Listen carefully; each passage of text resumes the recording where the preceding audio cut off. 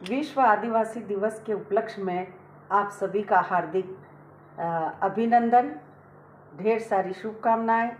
जय जोहार, जय सेवा। 9 अगस्त अमर रहे। जैसा कि प्रतिवर्ष अनुसार इस वर्ष भी हम 33वां विश्व आदिवासी दिवस मनाने जा रहे हैं। पूर्व में मेरे जो वक्तव्य थे, उन वक्तव्यों में मैंने बहुत सारी बातें कही हैं, अपने विचार व्यक्त किए हैं समाज के हित के लिए, मनुष्य के हित के लिए। अब मैं पुनः एक कविता के माध्यम से कहना चाह रही हूँ कि हमारा जो वाचिक लेखन है, जो अभी बहुत अधूरा है, तो हमें हमारा जो वाचिक संपदा है, वो संपदा को उसका लेखीकरण करना बहुत ज़रूरी है। सभी कर सकते हैं। चाहे आप एक पुस्तक इतना ना करो तो भी आप आलेख के रूप में और कुछ खंडों में करके हम सब संकलित करके भी पुस्तक बना सकते हैं, साहित्य का निर्माण कर सकते हैं। तो उसी तारतम्य में मैं श्रीमती मंगला अग्रवाल, जिला झाबुआ, मध्य प्रदेश से अपनी एक कविता आपके सामने सादर प्रेषित करती हूँ। मेरी कविता का शीर्षक है वजूद। मेरी कविता का शीर्षक है वजूद। थक सा गया वो मेरा बा, थक सा गया वो मेरा बा, जरा सोच भी ले एक मर्तबा।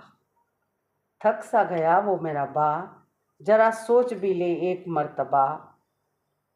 कहते कहते कि बेटा मैं चला जाऊंगा, कहते कहते कि बेटा मैं चला जाऊंगा, बहुत दूर मेरे अनगिनत, बहुत दूर मेरे अनगिनत अनछिड़त तजुर्बों के साथ।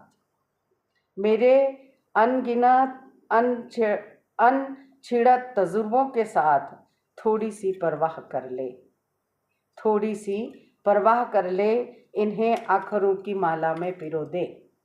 थोड़ी सी परवाह कर ले, इन्हें अक्षरों की माला में पिरो दे। अरसों बाद जब जंग छिड़ेगी, अरसों बाद जब जंग छिड़ेगी, वजूद पर कलंक लगेगा। अरसों बाद जब जंग छिड़ेगी, वजूद पर कलंक लगेगा। तर्क व उठेंगे और तंज कसे जाएंगे, तर्क उठेंगे और तंज कसे जाएंगे। ये कौन है, इनकी क्या पहचान है? सब अपने अपने पुरखों की कुर्बानियाँ गिनाएंगे, सब अपने अपने पुरखों की कुर्बानियाँ गिनाएंगे, गौरव समझाएंगे। जैसा कि अभी सब अंग्रेज के साथ में बहुत सारे ऐसे स्वतंत्रता सेनानी हैं के नाम गिनाते हैं कि मेरे पूर्वज ने स्वतंत्रता आंदोलन में भाग लिया था, जबकि सबसे पहले आदिवासी उसमें कुर्बान हुए हैं। तो कहीं भी मेरे पूर्वजों का नाम नहीं है। इसलिए अभी भी इतिहास जिंदा है, समाज जिंदा है। तू पढ़ा लिखा है तो भावी पीढ़ी के लिए इतिहास को लिख दे, कुर्बानियों को गिनाएंगे और गौरव समझाएंगे अपनी अपनी पीढ़ियों का। तब मेरा बेटा ढूंढेगा उस प्रवेशों की तरह, तब मेरा बेटा ढूंढेगा उस प्रवेशों की तरह। कहाँ है मेरा मालकीना वतन, कहाँ है मेरी भाषा, कहाँ है मेरी संस्कृति। मेरी अपनी जमीन, कहाँ है मेरी भाषा, कहाँ है मेरी संस्कृति। मेरी अपनी जमीन जिसमें मैं दफन हो जाऊंगा, जिसमें मैं दफन हो जाऊंगा। लोग मेरा वजूद बनाए, लोग मेरा वजूद बनाए। क्यों ना मैं अपनी कौम का, अपनी संस्कृति का, अपने वतन का एक राहेड़ा बना जाऊं। राहेड़ा आप लोगों को पता है कि बहुत मोटा रस्सा होता है, उसको बहुत लंबा बना करके, और गाड़ी के लिए या वो ये चरस चलती थी पहले, तो उसके लिए बड़ा रस्सा बनाते थे। तो उसी के मुताबिक बड़ा राहेड़ा इतिहास का बना जाओ, जो टूट नहीं सकता है, जो कोई उसको चुरा नहीं सकता है, फाड़ नहीं सकता है। तो मैं ऐसा राहेड़ा बना जाऊं। अभी मैं जिंदा हूँ साड़ सदावा के जंगलों में।